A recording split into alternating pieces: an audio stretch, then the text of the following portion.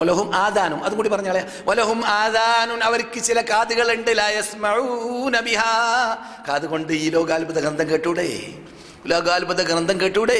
ഈ ലോകാത്ഭുത ഗ്രന്ഥത്തിന്റെ അത്ഭുതങ്ങൾ മനസ്സിലാക്കാൻ മദീനത്ത് നിന്ന് ഒരാൾക്ക് മനസ്സിലാക്കാൻ പറ്റിയില്ലെങ്കിൽ പിന്നെ ഇവിടുന്ന് മനസ്സിലാക്കാൻ പറ്റാ? മദീനവാസികളോടാണ് എൻ്റെ ശബ്ദം കേൾക്കുന്ന, നെറ്റിൽ കൂടി കേൾക്കുന്ന സഹോദരന്മാർക്കും അതിൽ പാഠമുണ്ട്. നോക്കൂ, ഇവിടെ ഖുർആൻ പ്രിന്റിംഗ് കോംപ്ലക്സ്, അവിടെ ജോലി ചെയ്യുന്ന സുഹൃത്തുക്കൾ ഈ സദസ്സിലുണ്ടാവാം. അവിടെ പോയാൽ മതി, എന്നാൽ തന്നെ ലോകാത്ഭുതം കാണാം.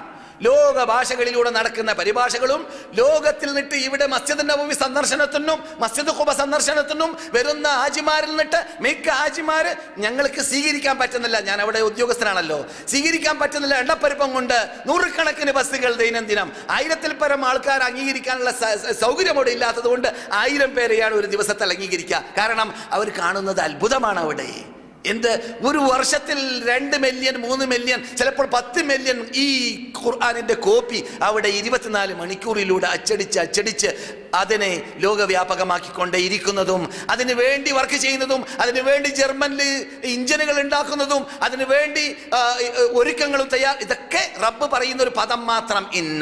നാം നഹ്നു നസ്സൽനാ ദിക്റ, ഈ ലോകാത്ഭുത ഗ്രന്ഥത്തെ നാമാണ് ഇറക്കിയത്.